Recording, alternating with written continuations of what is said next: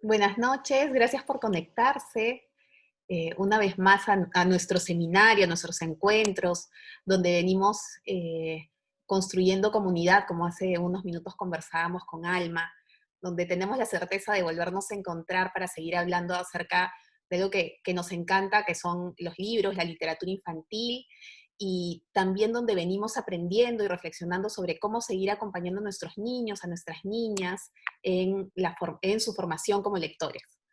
En esta oportunidad nos acompaña Felipe. Felipe radica en Chile, Felipe Munita, es doctor en didáctica de la lengua y la literatura, profesor e investigador en los ámbitos de mediación de la lectura, educación y poesía para niños y jóvenes. Es profesor en la Universidad Católica de Chile. También Felipe es músico y poeta.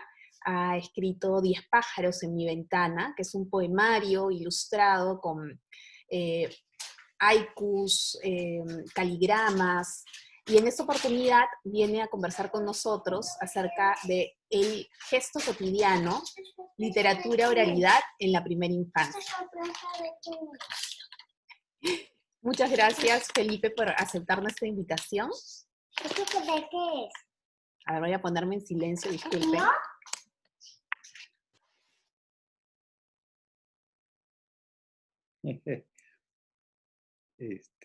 Gracias a ti, Lucía, y gracias a ti, Alma, por esta invitación tan bonita.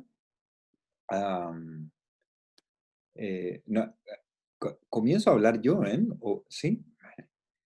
Este, Muchas gracias a las dos por esta invitación, esta bella iniciativa. Encuentro maravilloso en realidad este grupo de los jueves, ¿no? Que se reúne a hablar de estos temas tan importantes. Y en realidad no podía decirle que no a una invitación como esta, así que quiero saludarles a todas y todos muy especialmente en esta noche. Am, y entonces lo que les propongo es que yo primero voy a hablar unos minutos sobre una experiencia de lectura y oralidad y literatura en la primera infancia, ¿sí? Y a partir de ahí voy a hacer unas reflexiones eh, vinculadas con este tema, ¿no? Pero en realidad lo que quieren esas reflexiones es abrir el diálogo, es abrir el diálogo y luego poder conversar, construir, co-construir entre todas y todos um, en esta noche, ¿no?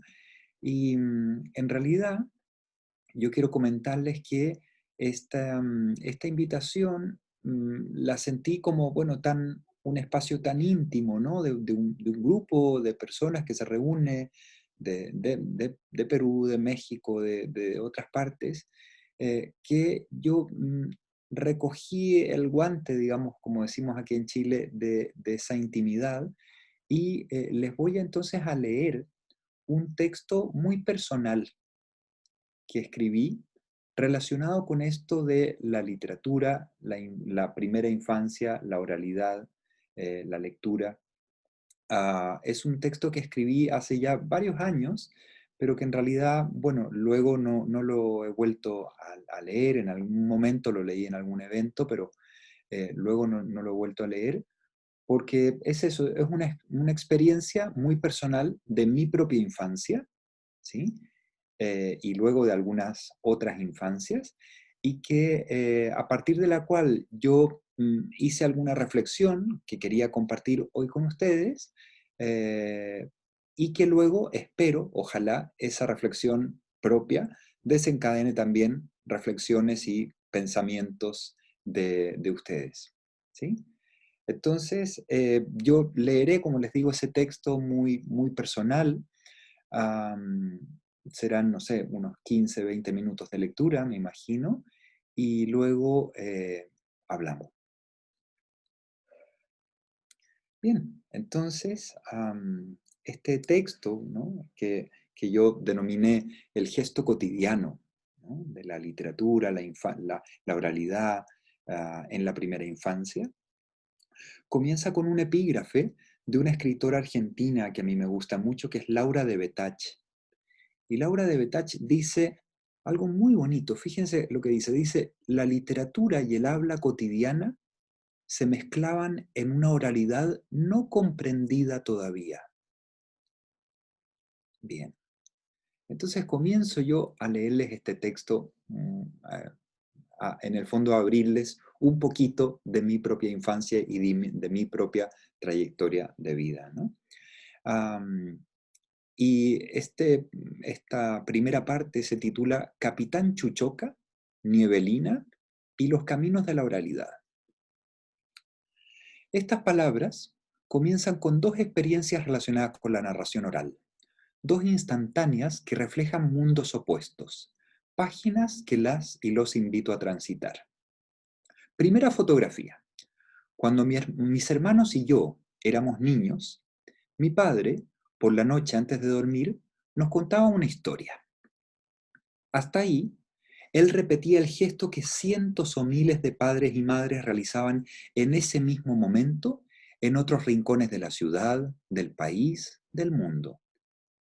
Pero ningún otro niño de esos cientos o miles arrellanados en otras tantas camas escuchó el relato que acompañó mi infancia, la historia del capitán Chuchoca y el ayudante Viroca.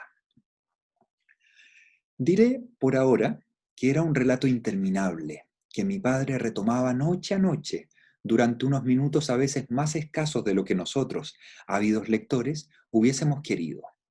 Sí, lectores, pues pese a que nadie sostenía un libro entre las manos, todos, él y nosotros, leíamos. Segunda fotografía. Leo en un libro titulado La escuela en la tradición oral, editado por la Universidad Nacional de Colombia, las siguientes palabras de Nievelina Palacios, una mujer de 37 años de la ciudad colombiana de Quibdó. Nievelina dice, mi abuelita nos contaba esas historias, pero yo no me acuerdo pues tengo la cabeza ocupada en otras cosas y ni siquiera tengo tiempo de contarle a mis hijos historias de esa naturaleza, pues llego muy cansada y no me queda tiempo.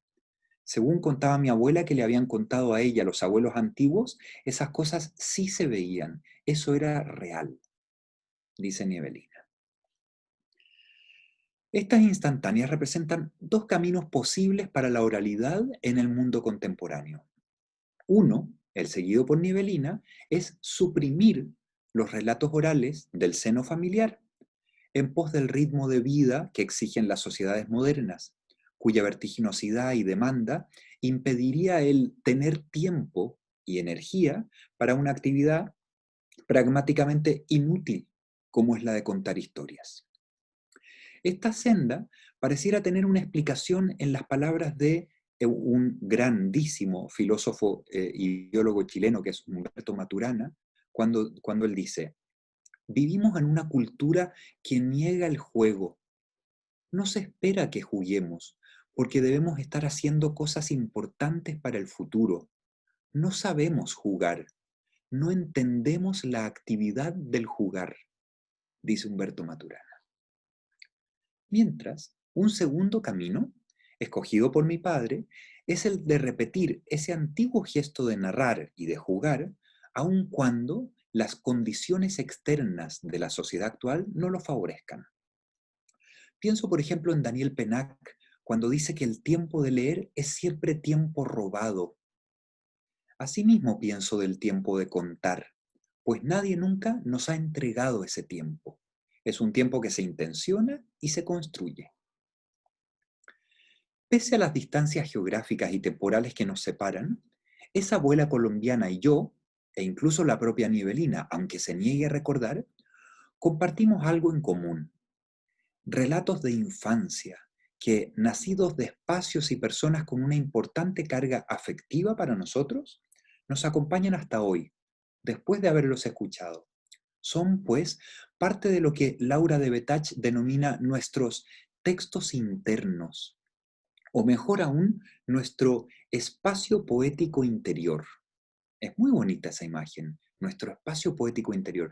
Todas y cada uno de ustedes tiene un espacio poético interior, ¿no?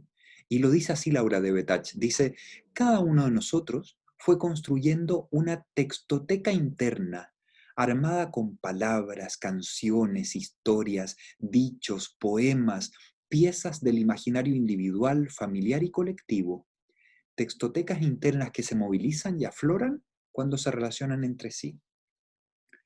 Y yo, Felipe, voy pensando que al menos uno de los anaqueles de la textoteca de los hijos de Niebelina, como los de muchos de nuestros niños, permanecerá irremediablemente vacío. Quizá ustedes, que me escuchan en esta noche de jueves, han pensado ya en mi padre como alguien muy cercano a las letras, ¿no? No sé, tal vez se lo imaginaron. ¿Acaso escritor, docente, encargado de proyectos de fomento de lectura? Pues bien, diré que ha sido durante toda su vida una persona ligada al trabajo agrícola, que no ha intentado escribir, hasta donde yo sé, y hoy estuve con él a sus 89 años, no ha intentado escribir hasta donde yo sé una obra literaria, y que sin ser un mal lector, tampoco tiene una relación estrecha con la literatura. Agregaré que su vida laboral era intensa, que volvía a casa agotado, como la mayoría de los padres y madres de hoy, y probablemente con su cabeza, al igual que la de Niebelina, ocupada en otras cosas. Entonces, ¿qué lo distingue de la mujer de Quibdó, de Niebelina, de esa ciudad colombiana? No es el haber ideado la mejor de las historias, ni hilvanar su relato con grandes artificios retóricos, ni con metáforas que solo nacen del trabajo paciente y delicado con los textos. Nada de eso, creo, caracterizaba las aventuras del capitán Chuchoca. Solo hay un gesto que lo distingue, solo uno, el haber construido ese espacio y ese tiempo. Pues cuando hablamos de oralidad, la situación comunicativa que se genera es tanto o más importante que el texto en sí. Los lingüistas contemporáneos dicen ah, eh, que en el fondo este héroe de infancia cristalizó en mí más por la enunciación que por el enunciado, es decir, por el acto de decir más que por lo dicho. De hecho, mi padre, yo siempre, digamos, le recuerdo esto del capitán Chuchoca y hoy a sus 80, casi 90 años, me dice, Felipe, pero ¿cómo te acuerdas todavía si yo llegaba e inventaba cualquier cosa, ya estaba cansado, ya no sabía ya qué inventarte? Pero bueno, él seguía noche a noche su relato, que yo esperaba, por supuesto, con ansias. ¿Será por eso que son vagos mis recuerdos en relación a los acontecimientos de la historia? Hoy solo llevo conmigo una o dos imágenes aisladas. El capitán Chuchoca navegando en una balsa por un río correntoso, perseguido por Pata de Palo, que era el villano de la historia, ¿no? O era al revés, ya no me acuerdo quién perseguía a quién. Y acercándose peligrosamente a una gigantesca catarata. Tampoco recuerdo si caía o no por la catarata. Pero eso no tiene importancia, pues lo que hasta hoy atesoro es la situación, el momento, ese estar en la cama escuchando el relato en boca de mi padre, experimentando quizás por vez primera esa manida noción del tiempo detenido en otro tiempo. Dice Gastón Bachelard, que es un filósofo francés que me gusta mucho, dice, incluso hablando tenemos necesidad de una literatura. La literatura surge de nuestra vida misma, de la más bella de las vidas, de la vida hablada, hablada para decir todo, para no decir nada, hablada para decir mejor, dice Bachelard. Y creo, escuchándolo, que esas noches fueron para mí auténticos y significativos acercamientos al discurso literario, aun cuando, como les he dicho, no hayan sido textos que se caracterizaran especialmente por utilizar un lenguaje manipulado con propósitos estéticos. Es probable que el relato tampoco haya sido un ejemplo de estructura narrativa. Incluso mi padre, con la perspectiva de los años, me ha dicho que algunas noches ya no sabía qué otra historia inventarle al capitán, qué otra aventura. Quizás darle otra vuelta más a la balsa y a dormir. he llegado a creer que sus aventuras no eran sino un acercarse eternamente a esa catarata. Pero la oralidad está hecha de otra madera, pues por alguna razón cuya razón desconozco, Chuchoca ocupa un lugar especial dentro de mi propia textoteca, sentado a la mesa con otras tantas obras, esta sí de indiscutible calidad literaria, con las que voy dialogando. Son muchos los autores que, por ejemplo, en una perspectiva, digamos, pragmática de la comunicación literaria, han planteado que la literatura no debe entenderse solamente como un modo específico de lenguaje, sino como un modo de producirse, de recibirse, de actuar en el seno de una cultura. Lo literario entonces no es una condición a priori de unos textos, sino un acuerdo en el que los actores del proceso participan, ¿no? Tal como hacíamos mi padre y yo cuando él me contaba Chuchoca. Y creo que al hablar de la oralidad, resulta especialmente necesario atender a esa perspectiva, otorgándole a la situación comunicativa generada un lugar tanto o más importante que al texto mismo, ¿no? Por supuesto, no estoy diciendo que los textos no importen, ¿no? En absoluto. Estoy diciendo la fuerza que tiene la situación comunicativa en la primera infancia. Por ese modo de producirse y recibirse el discurso, por ese acuerdo que nos unía a quienes allí estábamos, es que recordaré siempre ese sencillo relato de infancia como uno de mis primeros acercamientos afectivos a la literatura. Y ahora leo la segunda parte de este mismo texto, cuyo título es Orfeo, Samuel y la vitalidad del relato oral. En ocasiones, el concepto tradición oral nos juega malas pasadas, probablemente por el peso connotativo que trae consigo la palabra tradición, ¿no? A veces pensamos la oralidad con mayúsculas, ¿no? Exclusivamente como ese enorme acervo de relatos tradicionales, nacidos del folclore de los pueblos, mitos, leyendas, cuentos de aparecidos, coplas, el eterno romancero. Y es cierto, todos esos textos conforman una maravillosa e inagotable tradición literaria. Pero ¿cuántas veces olvidamos que la condición misma de la oralidad no es la de ser un corpus estático ni prefijado, sino un campo en permanente construcción y cambio, ¿no? Ah, definido esencialmente por su movimiento. Con esto, quiero plantear que para compartir relatos orales no es una condición saberse o recordar las mitologías, las tradiciones literarias orales de los pueblos, ¿no? Como Nievelina, que decía no recordar, cerrando así para sus hijos, probablemente sin quererlo o sin percatarse de ello, las puertas de ese otro tiempo al que hacíamos alusión. También podemos actuar sobre esa tradición, valernos de su movilidad y dinamismo e inventar nuevas historias, aún en el momento mismo de relatarlas, como mi padre con el capitán Chuchoca. ¿No es eso acaso lo que hacían los antiguos?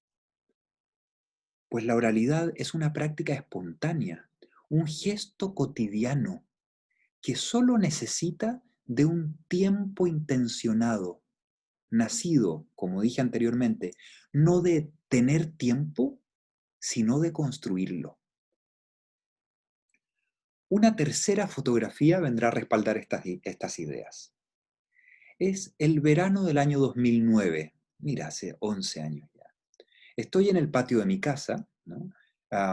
En ese momento yo vivía en la ciudad de Valdivia, en el sur de Chile, tenía la suerte de vivir en una cabaña al lado del río. Estoy en el patio de mi casa jugando con dos de mis sobrinos, Santiago y Samuel, de 5 y 3 años respectivamente. 5 y 3. De pronto, al ver un antiguo bote arrumbado en una esquina del jardín, porque no sé por qué en ese jardín yo solo alquilaba y solo arrendaba la casa, había un antiguo bote ahí, un barco, bueno, un pequeño bote. Eh, entonces, al verlo, decidimos subirnos en él y jugar a los piratas. ¿sí? Yo propongo que cada uno elija un nombre para su pirata. Luego de pensar un momento, y ante mi completo asombro, Samuel, el de 3 años, contesta: yo soy el capitán Chuchoca. ¿Cuál es la trama detrás de esa respuesta? Hay una historia compartida, contada no ya por mi padre, su abuelo, sino por mi hermano, su padre, que habiendo vivido ese otro tiempo en su niñez, lo intenciona ahora para sus propios hijos. ¿No es acaso el mismo gesto de hace siglos? La transmisión oral de generación en generación de una misma historia que a la vez es siempre nueva. Las palabras de Samuel me hacen volver a Laura de Betach cuando señala: si recorremos el equipaje de palabras, historias, canciones, poemas, ritmos, recuerdos, dichos, sonidos de la infancia, etc., vamos a descubrir la punta de un gran ovillo. Ovillo que atesora los hilos que dan sentido al imaginario de cada persona. Los imaginarios convergen y esta convergencia de mundos internos y externos dan sentido al imaginario colectivo de una familia, de una región, de un país. Eso lo dice Laura de Betach. Y es cierto, Chuchoca y Viroca son parte del imaginario colectivo de mi familia y me llevan a pensar que esta concepción de la oralidad, entendida como un gesto cotidiano, intencionado y compartido, ha provocado en nosotros una identidad común, un sentido de pertenencia que nos distingue y nos reúne, algo así como una versión moderna de los antiguos clanes y sus relatos compartidos. De hecho, hasta el día de hoy, que nos juntamos todos con mi padre ya casi de 90 años, mi madre también por los 80 y largos, los 6 hermanos que somos, más las parejas que luego fueron llegando, pues cada vez vuelve a salir una y otra vez el capitán Chuchoca. Agregaré que en la actualidad, buena parte de los imaginarios colectivos de una sociedad o de una nación corresponde al efímero patrimonio que nos lega día a día la televisión, que podríamos decir que es uno de los grandes oradores contemporáneos. Y por lo mismo, esa necesidad de relatos compartidos que existe al interior de todo grupo se completa a veces con la insípida parrilla programática de los medios de comunicación. ¿No nos parecería extraño, por ejemplo, que Samuel hubiese bautizado a su pirata con el nombre del último héroe de la serie animada de turno? Pero antes pensó en nuestro humilde héroe vegetal. ¿Por qué? Conjeturo una respuesta. Porque Chuchoca vive en su imaginario, tal como Apolo o Minerva vivieron en los griegos, tal como Tren Tren y Caicai aún viven en el pueblo mapuche. Volvemos entonces a la idea de la vitalidad de los relatos orales en la primera infancia. Y para eso les entrego una nueva fotografía.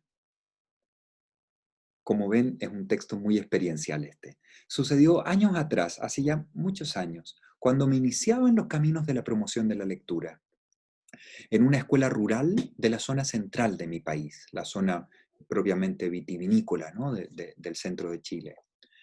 Con mi compañero de trabajo planificamos una actividad que consistía en sentarnos con los niños en la biblioteca, en una biblioteca escolar que había, formando un círculo, ¿no? Y contar historias de la tradición oral relacionadas con el terror y lo sobrenatural. Apagadas las luces, cerradas las cortinas, quien contaba se iluminaba así con una linterna, ¿no? Desde abajo. Entonces, claro, quedaba como muy misterioso, ¿no? Porque eh, comenzamos nosotros contando torpemente historias que leímos y memorizamos días antes, de antologías de relatos populares, ¿no? De grandes autores que han recuperado la tradición oral de mi país, ¿no? Como Oreste Plat, como Ramón Laval, ¿no? Para luego ofrecer la palabra, ¿no? Y con ella la linterna, porque la linterna iba pasando según quien narraba, ¿no? Primero fue el director de la escuela, una escuela rural, en medio de los cerros. Y luego los mismos niños, quienes uno a uno iban contando escalofriantes relatos de misterio. Contaban de apariciones del diablo allí mismo, en los caminos aledaños a la escuela, con una pasión y entusiasmo que nos dejaron tan helados como impresionados. Esto es cierto, contaban de la aparición del diablo ahí, o sea, yo me fui temblando a casa. Fue un verdadero ruedo de literatura oral, pero no por nuestras pobres y muertas historias que habíamos leído los días antes, sino por el movimiento, dinamismo y vitalidad de las historias de los niños que las vivían como parte de un imaginario que ellos compartían y cuyas puertas abrieron generosamente para nosotros. Entonces pienso en la abuela de Niebelina, quien creía a pies juntillas en lo que le contaron sus antiguos. Esas historias para ella son verdaderas. Y son verdaderas no en el sentido restringido del pensamiento lógico, positivista, en los dominios de la lógica y la razón, sino en el profundo terreno de las metáforas y de las estructuras simbólicas de la humanidad. Recuerdo ahora a Floridor Pérez, un poeta y profesor chileno digamos, que nunca voy a dejar de admirar, quien en un hermoso prólogo para su libro de mitos y leyendas chilenas, intenta explicar a los jóvenes la verdad de esos relatos, aludiendo al mito de Orfeo y Eurídice, ¿no? Que proviene de la antigua Grecia, ¿no? Y que, para quien no lo conozca, Orfeo baja al infierno, al Averno, ¿no? A buscar a su amada, a Eurídice, ¿no? Pero bueno, entonces hay un gesto ahí digamos, de amor y de pasión inconmensurable, ¿no? Pero bueno, no les contaré qué pasa luego para que luego vayan a ver el mito de Orfeo y Eurídice. Entonces, aludiendo al mito de Orfeo y Eurídice, Floridor Pérez les dice a los niños, ustedes dudan que en la antigua Grecia Orfeo bajara al infierno a rescatar de la muerte a su esposa. Pero yo les aseguro que eso sigue ocurriendo hoy mismo en Chile, o en Perú, o en México, o donde sea. Pero el Orfeo chileno no se llama Orfeo, se llama Juan o José. Y su Eurídice se llama Carmen o María. Y el infierno actual tiene muchos nombres. Por ejemplo, suele llamarse hospital. Luego, Floridor cuenta la noticia, y esto fue verdad, salió en el periódico, la noticia de un hombre que quiso vender uno de sus riñones para conseguir una cama para su esposa en el hospital público. Y Floridor agrega, esa decisión suya de darlo todo por el ser amado no es mentira, es una verdad eterna. Y pienso yo, una verdad en el terreno de las a veces empobrecidas estructuras simbólicas de la humanidad. Una verdad que funciona en el imaginario colectivo de un cierto grupo o sociedad. Eso es lo que supieron ver desde lugares tan distintos la abuela de Niebelina, Samuel, y esos niños de la escuela rural que les mencionaba. Esa es la vitalidad de la hoy llamada oralitura. Y es por eso que para mí, el inefable Capitán Chuchoca es verdad con la misma fuerza con la que para ustedes no lo es. Ya les dije que no recuerdo si mi héroe finalmente caía o no por la cascada. Pero eso, para ser sinceros, me tiene sin cuidado. Porque si la oralidad está viva y en constante movimiento, tal vez lo sepa mi sobrino. Quizás un día de estos me lo diga. Quizás, quién sabe.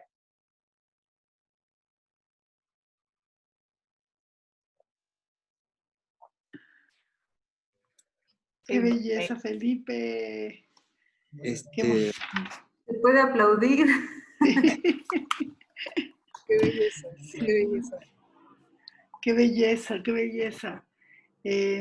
escuchándote, a mí me gustaría escuchar de las colegas sus recuerdos, pero hay algo en la infancia de todos que tiene que ver, por lo menos en México, con todas estas historias de aparecidos, emparedados en las viejas casas.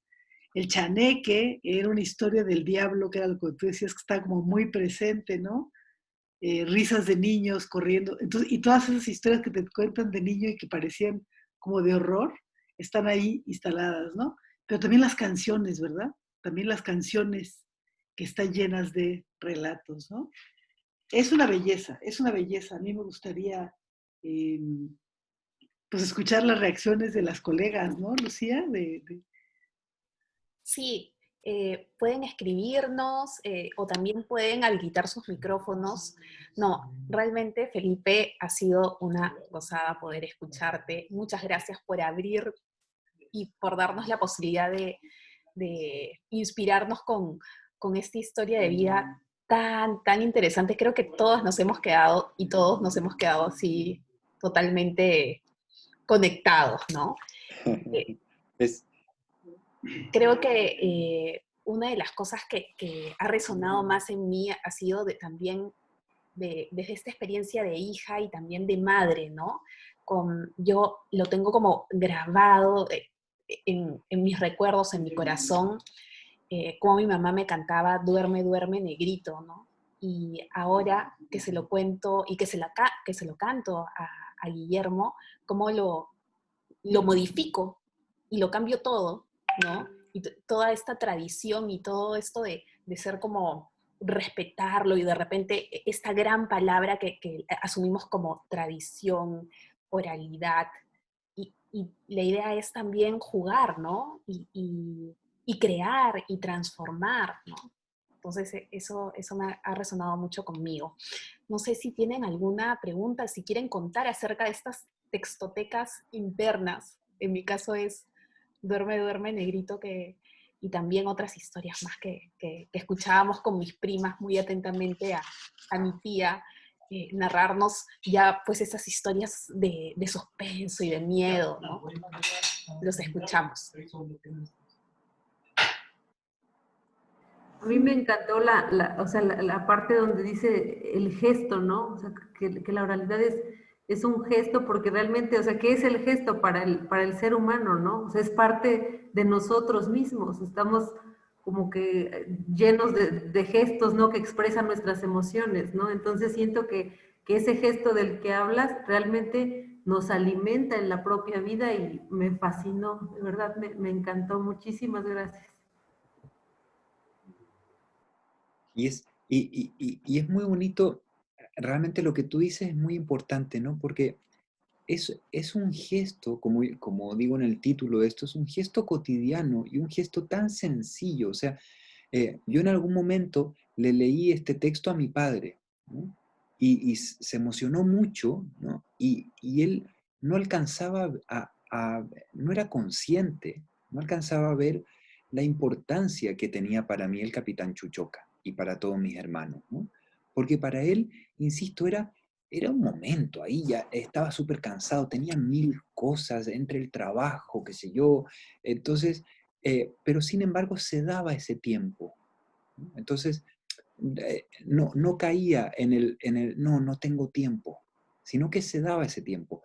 Por supuesto que él mismo me ha dicho que era probablemente a nivel de la historia era pobrísimo.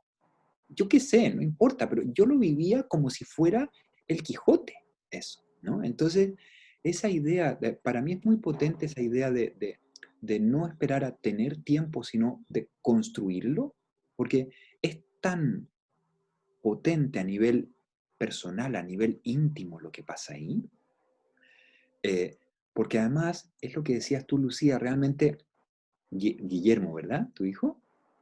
Guillermo está, está dialogando no solo con su madre, ¿no? Sino con su abuela, ¿no? Que era de quien Lucía bebió esa canción, ¿verdad? Entonces, hay un diálogo ahí intergeneracional bellísimo. Entonces, yo siento que es una manera también de decirles, mira, este es nuestro mundo, ¿no? Este es el mundo que habitamos. Te lo comparto a ti como me lo compartieron a mí, ¿no? Y eso es un gesto cotidiano simplísimo, sencillísimo, ¿no? Pero a la vez tan potente. Me gustaría, de verdad, me has dejado sin palabras, Felipe, ¿no? Me has transportado en el tiempo, no solamente a mi infancia, sino también a la infancia, a los momentos de infancia de mis hijos, y me has hecho meditar sobre el gesto, ¿no? Yo vivía con un poco de culpa, y mi culpa venía de las circunstancias mías. Yo estoy acá en Estados Unidos, y a la hora de hacer dormir a los chicos, pues yo estaba rendida, ¿no? No tenía ya fuerzas ni siquiera para leer. Pero mi esposo sí, habitualmente les leía, ¿no? Y esas historias venían del lado de él, pero de mi lado venía mucho cansancio, y yo recuerdo muchas veces pues acostarme al lado de ellos y decirles, ¿no? Te voy a leer, me decían, cuéntame un cuento, como papá siempre lo hacía. Y yo estaba tan rendida que les decía, te voy a leer la patita. Y le tomaba los piececitos y se los frotaba. Y mientras se los frotaba, empezaba una historia que yo sabía que no iba a concluir porque yo iba a caer dormida antes que ellos. Pero mi hijo tiene 15 años ahora, y a veces viene a mi lado y me dice, me lees la patita, ¿no? Ese gesto que ha quedado con él, no ha quedado en historias porque creo que nunca llegué al final, pero es como que me ha conmovido. Me ha conmovido el saber que sí hubo oralidad, que ese gesto significó. Y Y, gracias. y qué lindo, gracias a ti. Mira la sencillez de ese gesto, ¿no? Frotando las patitas, y a partir de ahí surgía algo probablemente muy breve, ¿no? Da igual, pero que tu hijo luego lo atesora, ¿no? Y lo lleva consigo. Sí, sí. Gracias. Te voy a leer rápidamente lo que está en el chat, Felipe, para que les demos también como recordando lo que están diciendo las colegas, ¿no? Súper. Bueno, Cristi, que a todo el mundo agradece esta inspiración, ¿no? Su textoteca es el gato ronrón. Sonia, es hermoso ver a los infantes cómo atesoran, no tengo recuerdos de mi infancia. Hoy con mis hijos, cuando no leemos por tiempo, hacemos una historia de acuerdo al escenario y actividades del día. Elena nos dice, mi textoteca son historias de aparecidos del pueblo de Jauja, de esas tenemos muchas todos, ¿no? Y que mi abuelo me contaba domingo a domingo, y hoy se las transmito a mis hijos. Ann nos dice, hola, buenas noches, es una experiencia hermosa, y qué mejor que se puedan compartir con las personas. Se crea una narración comunitaria que se expande, nutrida de esas ideas de cada persona que tiene en contacto con esas experiencias. Me recuerda las narraciones que contaba mi abuela, ¿no? Y creo que con estos comentarios de las participantes, pues se pone de manifiesto esto que nos has hecho recordar y que hemos estado insistiendo desde las primeras sesiones con Lucía y con todo el grupo, de la importancia de construir ese tiempo. O sea, ese tiempo no está dado, es un tiempo robado a lo cotidiano, al cansancio, ¿no? De lo que hablaba Ro, eh, y que no se nos da tan fácil la oralidad, y ahí está, o sea, es como dejarla aflorar, ¿no? O sea, tenemos como resistencias a veces para dejarla aflorar, ¿no? ¿Sí? Claro, claro. Y es muy bonita también esa idea que decía Anne, creo, ¿no? De las narraciones compartidas. ¿Ah? O sea, realmente cuando yo estoy ahí jugando en el sur de Chile con mis sobrinos, y Samuel de 3 años me dice, yo soy el capitán Chuchoca. Yo quedé, mm, no lo podía creer porque no sabía, mi hermano no me había dicho que él les contaba el capitán Chuchoca a sus hijos. No sabía yo. Entonces, yo ahí me di cuenta del peso de las narraciones compartidas y de cómo también, en el caso de mi familia, hacemos familia a partir de unos relatos compartidos, ¿no? Y entonces podemos pensar también en qué medida hacemos familia o comunidad en sentidos más amplios, ¿no? A partir de ciertos relatos compartidos, ¿no? Que esto, por ejemplo, lo tenían y lo tienen muy claro las comunidades, ¿no? Las comunidades indígenas, por ejemplo, ¿no? Que mantienen vivos esos relatos que son articuladores realmente de una comunidad, literalmente de una comunidad, ¿no? Pero yo pienso, claro, en nuestras sociedades, digamos, que tienden a fragmentar a veces y a conformar más bien como microcomunidades, ¿no? También es bellísimo la posibilidad de pensar en generar comunidad con otros a partir de relatos compartidos. Y ya está, ¿no? Ya está. Hay otra cosa que yo quiero comentar. Hay varias colegas de México y en México, no sé qué tan fuerte sea esto en Perú o en Chile, pero nos damos como la oportunidad de contarnos la muerte de manera recurrente e intensa en el periodo de las fiestas de muertos, que es en noviembre, ¿no? Y cada día, dependiendo, digamos, de la región y las tradiciones, es como el día de los niños muertos y entonces hay como un acuerdo de niños, ¿no? O el día le llaman los santos inocentes, ¿no? Y cada día. Pero es una fiesta tan importante y ahora que lo pienso y que te escucho, es como si es un periodo en el año en el que intensamente contamos, ¿no? Y contamos muchas historias que tienen que ver con nuestros propios muertos, porque es como el periodo de honrar a nuestros muertos, pero también los muertos de la comunidad, las historias, y además la gente se encuentra físicamente en el panteón y surgen las historias, ¿no? Y hasta ahora que te escucho, pienso que eso ocurre como una especie de tradición cultural, pero que está ahí, y luego ya como que la burbuja de magia se rompe y cada quien regresa a sus actividades, ¿no? Pero no sé si algo así ocurra en Perú, en Chile, aparte de las narrativas más cotidianas, por decirlo de otra manera. Por aquí no, yo no veo esa tradición. No sé, Lucía o la gente que está en Perú. No, en Perú esa tradición tampoco la veo. Ahorita pensando desde lo cotidiano,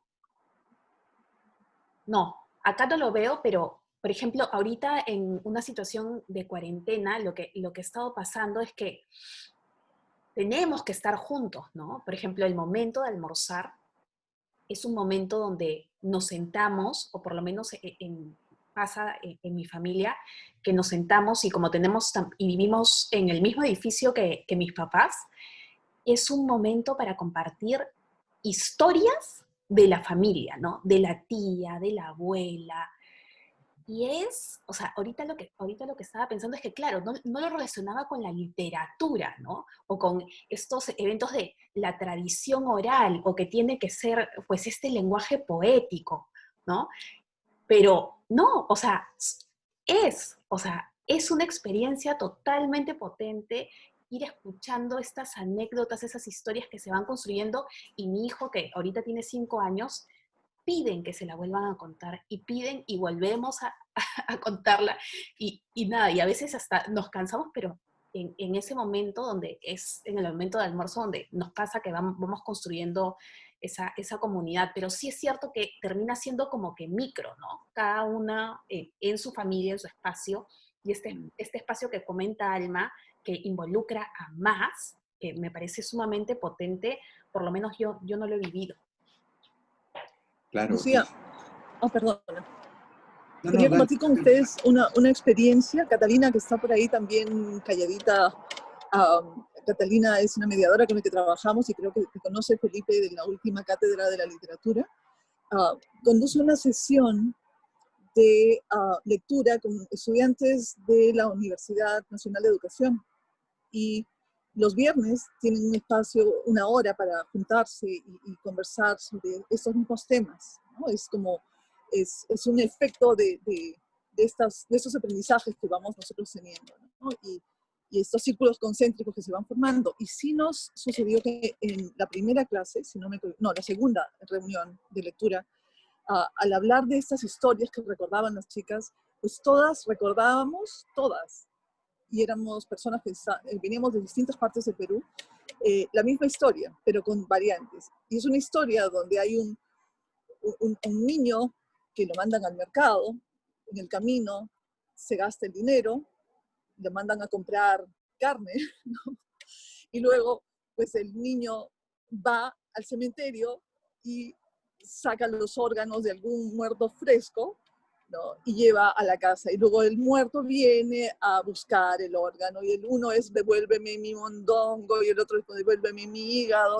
Y cada persona de distintos lugares de Perú tenía recuerdo de esta misma historia con distintos órganos, ¿no? Y fue muy divertido, muy interesante. Y es eso, esa memoria colectiva, ¿no? Como se ha ido formando y creando este mito.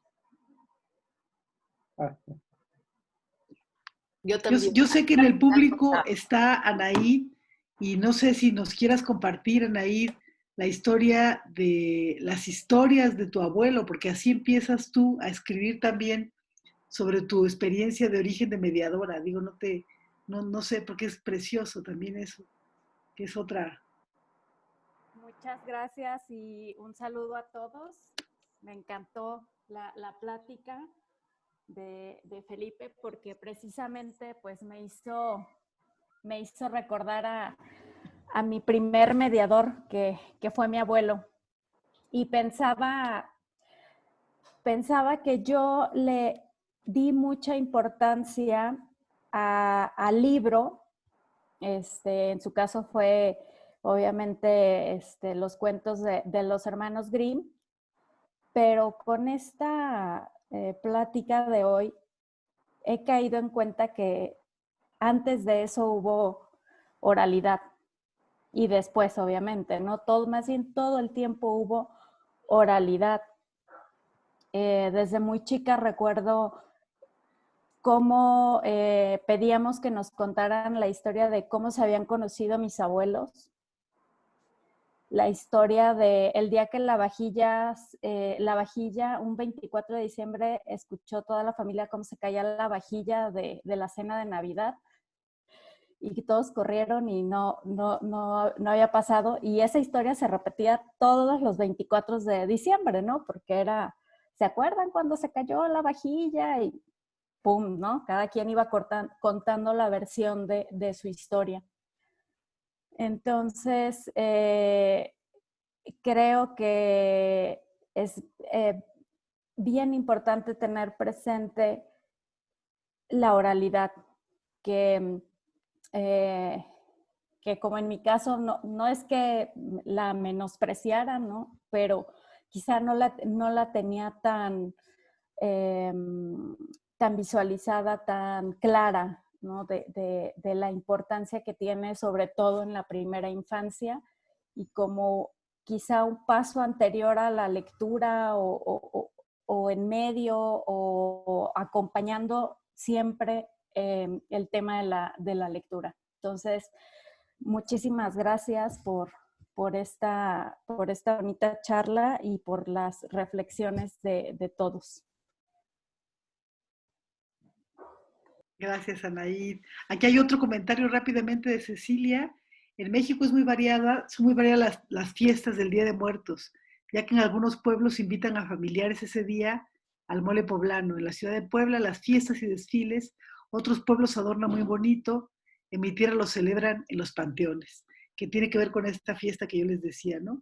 Y ya nada más, me gustaría como que reaccionaras a esto, Felipe, que creo que está en tu intervención. La diferencia entre la permanencia de lo escrito, que siempre es igual y exacto, bueno, puede haber variaciones en la manera de contarlo, pero es igual, y esto que dice Anaídi, que también está presente en lo que contaba Roy, en lo que tú expusiste, en donde hay una esencia del relato recordado y cada quien le va aderezando cosas, ¿no? Tú no sabías que tu hermano le contaba sobre el capitán Chuchoca a sus hijos, pero tampoco sabes cómo lo contaban. O sea, está presente el personaje, pero allá hay como mucho de creatividad y eso es algo también maravilloso, ¿no? Claro, claro. Y de hecho, al parecer, mi hermano llevó a Capitán Chuchoca a unas aventuras a Valparaíso. Por lo visto, el Capitán Chuchoca de mi hermano era muy porteño, muy, ¿no?, de Valparaíso, siendo que el Capitán Chuchoca de mi padre nunca lo fue, ¿no? Entonces, a mí me encanta realmente ver cómo esa oralidad, esa oralitura, ¿no? Ah, digamos, tiene la maravilla de la imagen en movimiento, del movimiento, del dinamismo, ¿no? Que cumple otra función igualmente importante que que la del texto fijado, ¿no? Que también es muy importante, ¿no? Cuando les leemos a nuestros niños pequeños y ellos se saben ya cada palabra que viene en la página siguiente. Es importante a veces fijar el texto, ¿no? Pero también es fundamental, creo yo, abrir esos espacios de oralidad en los cuales la palabra juega un papel central, no necesariamente la palabra, como decía Lucía, súper poética, no, la palabra para contarnos cosas de la familia, pero en el fondo para ir más allá del lenguaje fáctico, ¿no? Cómete la comida, vamos donde la abuela, o, ¿no? Es otra palabra, es una palabra para contar, ¿no? Y yo estoy seguro que, am, que Guillermo o cualquier otro niño quiere esos espacios porque son espacios en los cuales eh, está siendo invitado a una situación comunicativa muy potente, ¿no? Donde no solo importa la palabra en sí, sino importa también que el adulto está conmigo a través de la palabra, ¿no? Y ahí se está generando entonces una comunión muy rica, mediada por el lenguaje, ¿no? Entonces, eso para mí es muy potente también. Y eso también, bueno, se produce tanto con los textos escritos como con este dinamismo también, ¿no? Que a lo que aludía tu pregunta, tu comentario, ¿no, Alma? Este dinamismo de la oralidad, ¿verdad? Que yo creo que nos aporta tanto como la fijeza, digamos, del texto escrito.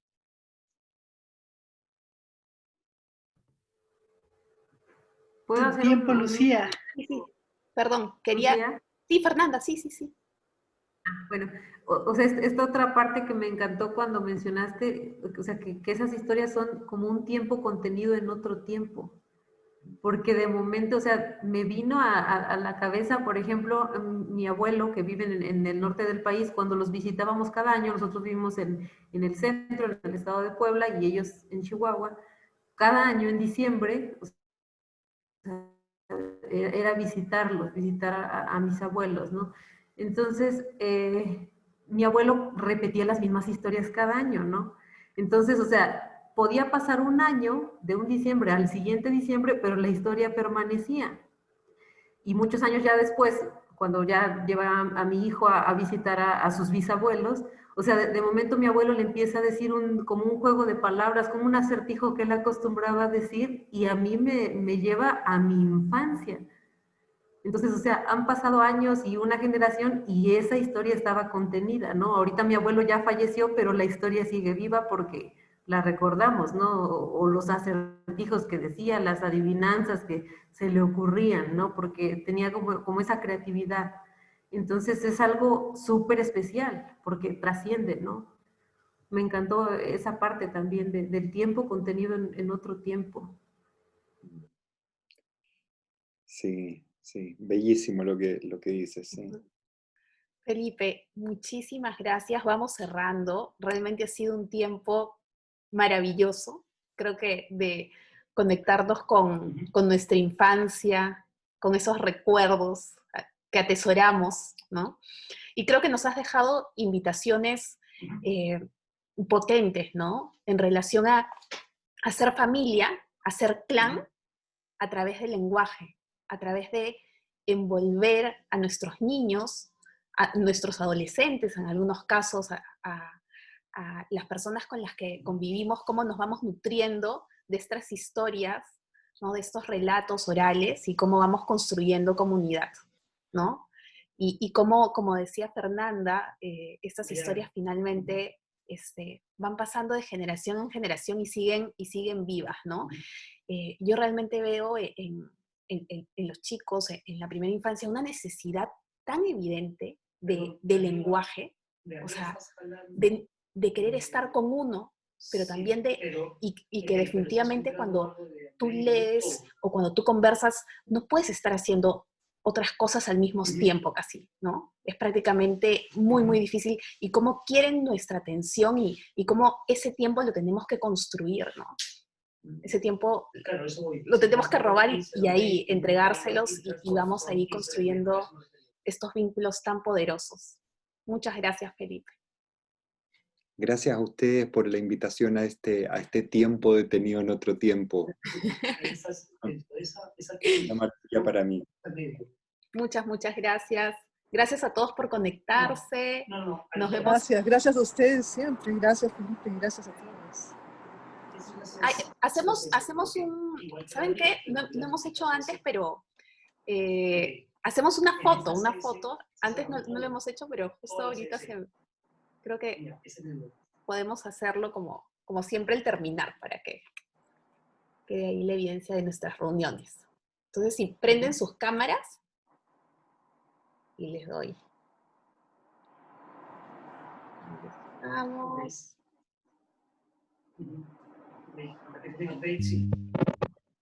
Y listo. Y le voy a dar a la otra. Así. Genial. Muchas gracias por conectarse. Nos estamos viendo pronto. Chao. Gracias. Gracias, Felipe. Gracias a todas. Gracias, Chao. Felipe. Primera. Gracias. Chao. Adiós. Chao, chao.